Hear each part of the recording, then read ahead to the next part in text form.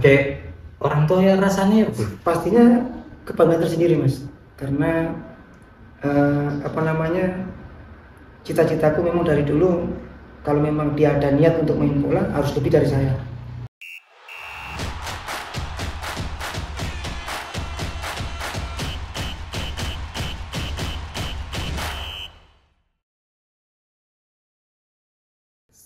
Selamat sore.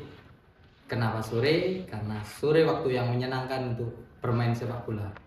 Bertemu lagi dengan saya Miftahul Fahamsa di kanal YouTube Oma Bal-Balan. Nah, sore hari ini saya bertamu di rumah Dodo Anang. Dodo ini pernah main di Delta Sidoarjo, Sriwijaya, Persela Lamongan, Persidafon, Wake lebih. Dan Dodo ini orang tuanya Daniel Alfredo Ya. yang kemarin main di Indonesia U16, main di Piala AFF U16 di Stadion Manahan Solo. Selamat sore Dok. Sore. Ya apa kabar? Alhamdulillah, api mas. Alhamdulillah. Nah, kan ini tadi ngomong soal bahwa Dodo ini ternyata ayahnya Daniel ya.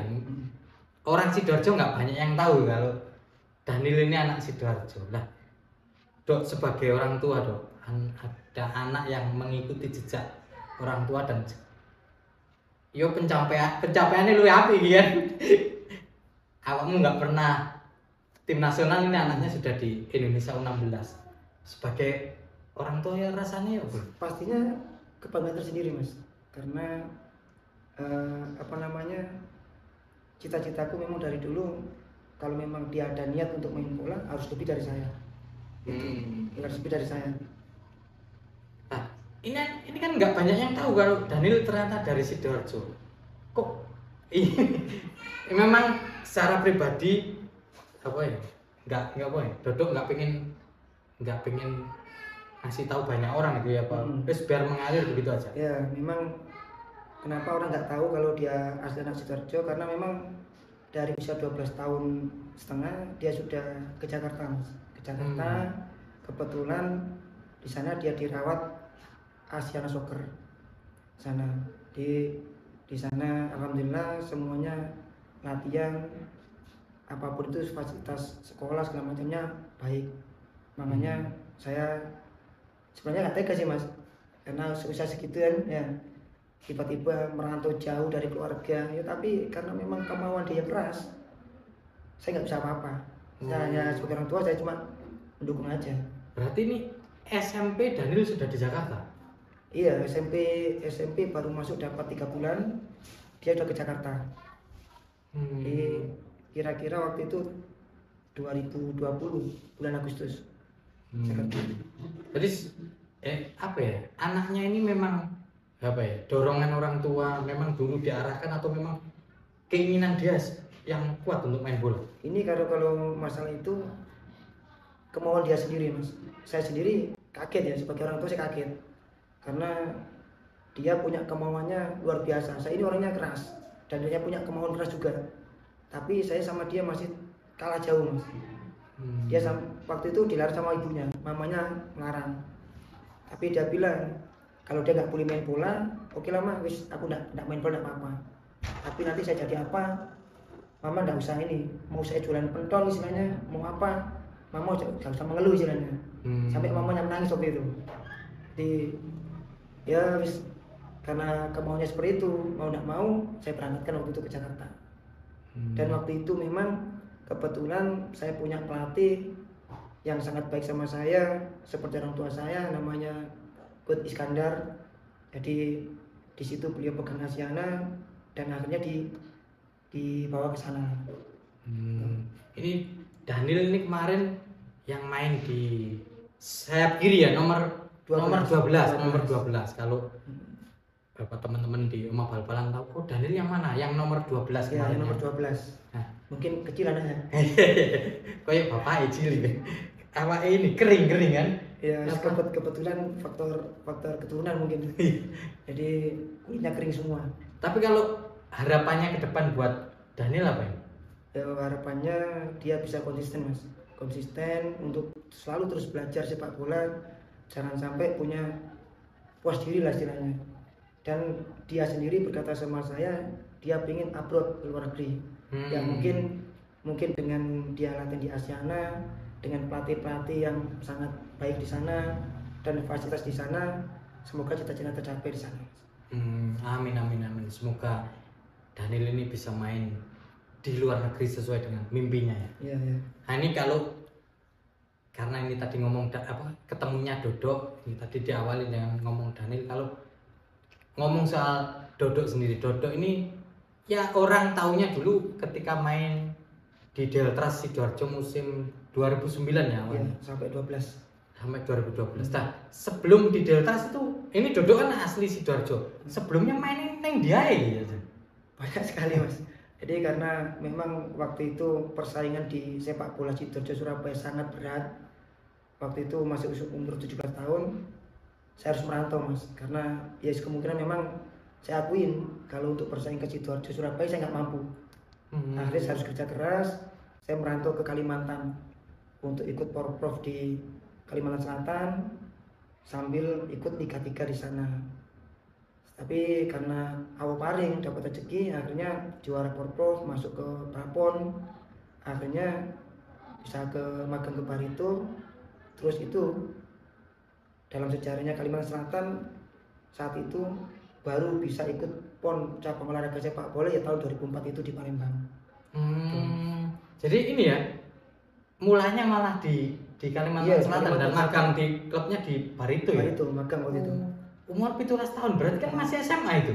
Waktu itu baru lulus sekolah. Oh, baru lulus ya? Sekolah 17 mau ke 18. Kendel sekali ya.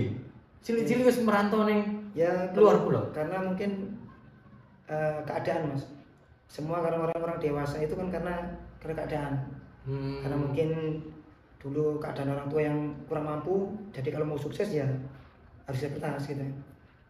Dan akhirnya baru bisa pulang ke Sidoarjo bela Deltras 2009 ya? 2009. Tapi sebelumnya kan masih sempet beberapa klub ya, ada Davon Solo, ada Davon Solo, ada Mojokerto Putra ya. Ada di Persegi Bali, ada di Aceh, terus sempat juga ke Mitra Kukar. Oh iya. Nah, baru pulang ke Sidoarjo selama hampir 4 tahun. Mitra Kukar itu eranya yang ada Bejo Sugantoro, Agung Prastio itu ya? Praboita. Yang 2008 ya? 2008. Dari situ pintu pulang terbuka ke Deltras. Itu 2009, 2010 yang final lawan Persibo itu di Manahan Solo. Di mana Solo? Kaptennya kalau nggak salah Dodo. Bukan. Oh, bukan. Itu kaptennya Danilo. Oh, Danilo belum ada Danilo waktu itu. Kaptennya Fahmi Amiruddin, Bang Fahmi. Oh iya. Waktu itu.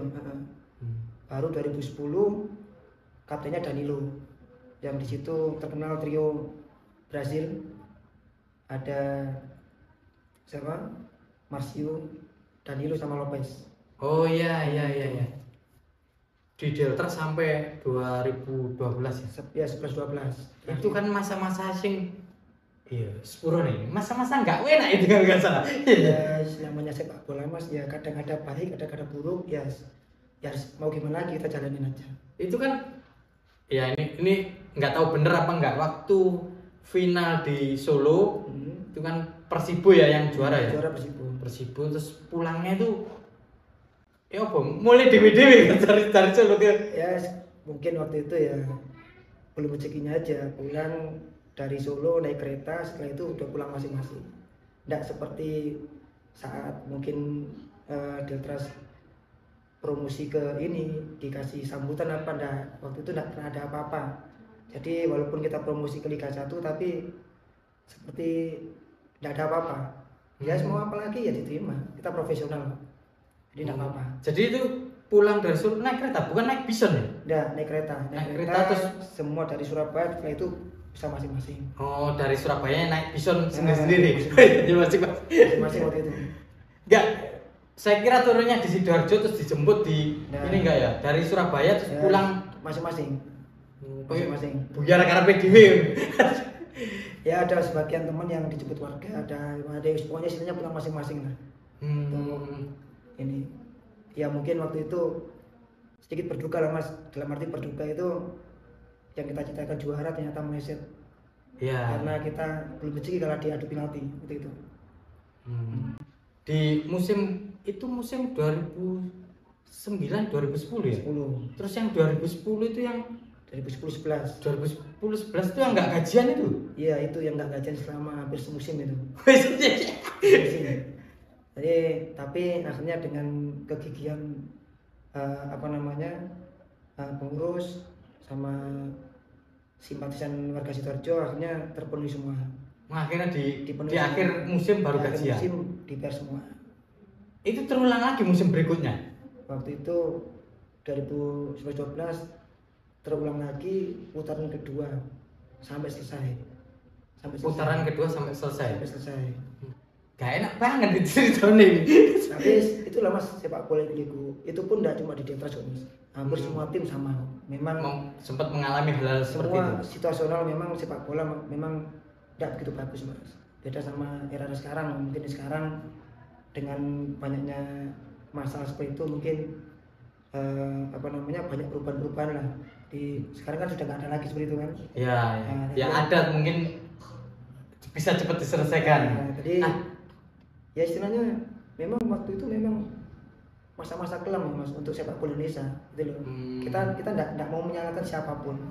Waktu itu kan sampai kan pernah dengar juga ada dualisme. Ada dualisme ya karena itu juga. Ya. Jadi saya tidak menyalahkan siapapun. Memang sepak bola lagi di masa kurang baik gitu loh. Saja. Dan dari Deltras itu kemudian pindah ke Sriwijaya ya.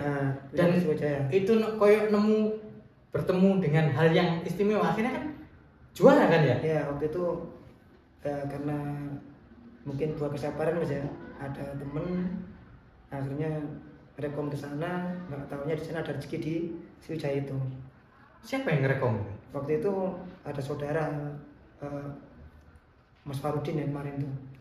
Mas Farudin Arema itu yang di Arema. Oh Farudin ini, Farudin goyang gergaji. Iya. Ini sesama Sidoarjo ya? Karena juga alhamdulillah masih ada ikatan saudara sama istri. Di rekomendasi sama beliaunya ternyata ada sambutan positif gitu. Jadi alhamdulillah ketemu rezekinya di sana. Dan itu juara ya? Waktu itu kita juara Inter Island. Oh juara Inter Island ya? Double winner. Jadi sebelum saya masuk ke sana kan sudah juara Mas. Oh iya juara ISL dulu ya? Dulu saya masuk ke sana akhirnya ketambah lagi juara Inter Island. Jadi di sana kebetulan akhirnya tahun itu tahun double winnernya di situ yang kedua untuk Sriwijaya. Dengan pelatihnya Coach Kasakadi waktu itu. Oh iya. Berarti setelah sabar sempat tertunggak gaji di Sriwijaya akhirnya dapat juara oleh bonus pasti ini. Alhamdulillah ya ini ada rezekinya di sana. Setelah puasa ada lebaran di sana itu. Oh iya. Ini menarik nih. Setelah puasa bertemu lebaran ya. Lebarannya di sana. Tapi itulah Mas namanya liga-liga sepak bola ya seperti itu. Itu dari Sriwijaya kemana Dok? Jadi setelah Sriwijaya akhirnya saya pengen dekat sama keluarga, akhirnya pindah ke Lamongan waktu itu, Persela Lamongan. Dan waktu itu juga alhamdulillah Lamongan masuk 8 besar waktu itu kan. 8 besar. Kan waktu itu kan ada 2 wilayah Mas. Iya. Dua wilayah akhirnya kita bisa masuk 8 besar lah istilahnya waktu itu. Yang waktu itu juaranya Persib Bandung. Oh iya.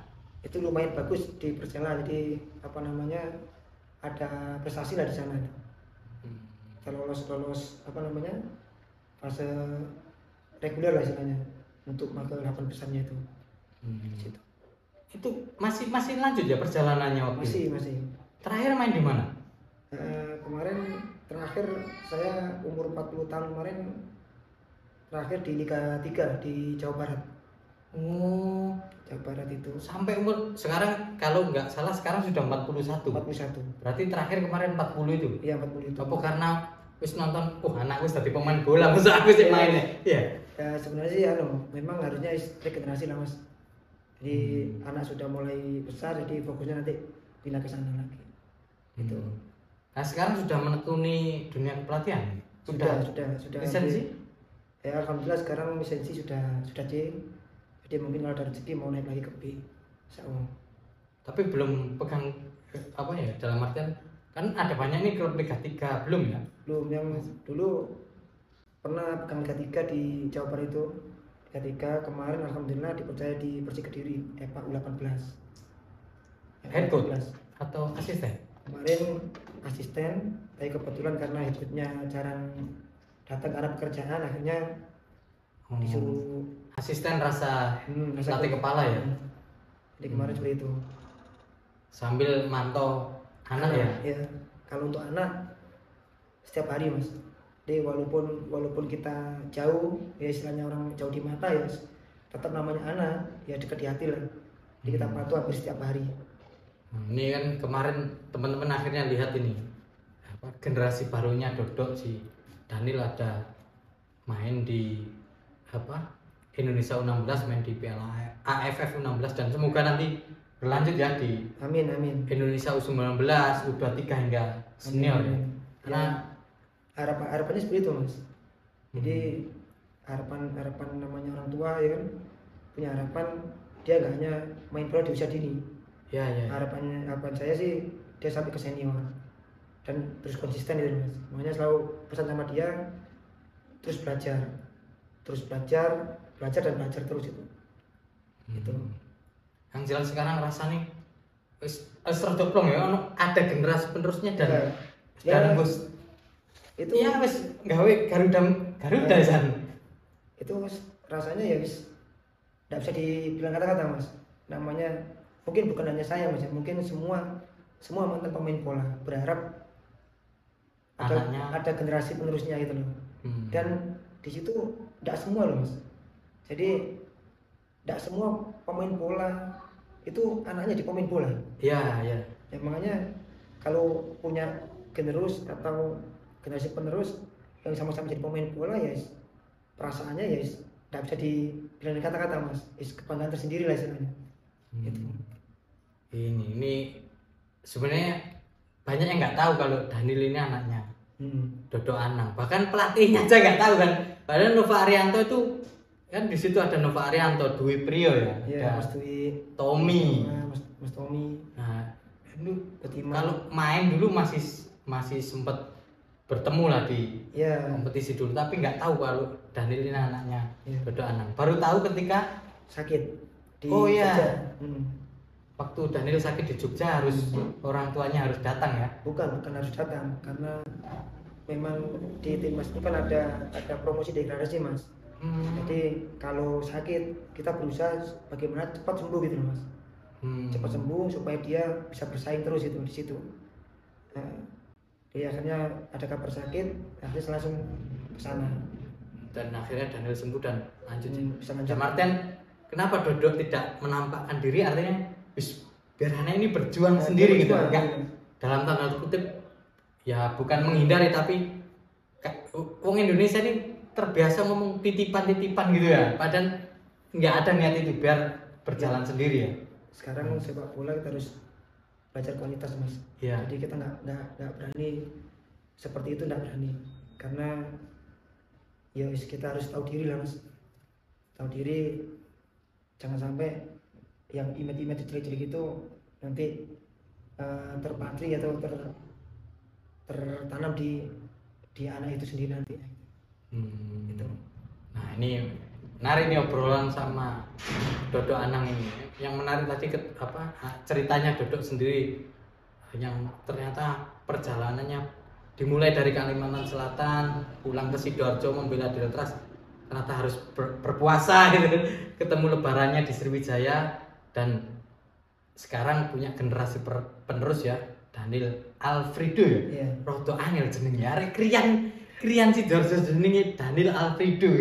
Nah, ini kawan-kawan obrolan bola kali ini ya, semoga ada yang dulu bosok Indonesia menangi, tahu eranya Dodok main bola, bisa bernostalgia bareng Dodok, dan yang generasi sekarang tahu bahwa Daniel Alfredo itu ternyata bapaknya dulu mantan pemain bola.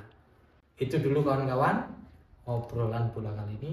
Nanti kita bertemu dalam obrolan bola yang lainnya di sini saja di Oma Bal-Balan. Matur suwun Dodo. Sama-sama, friend. Selamat sore.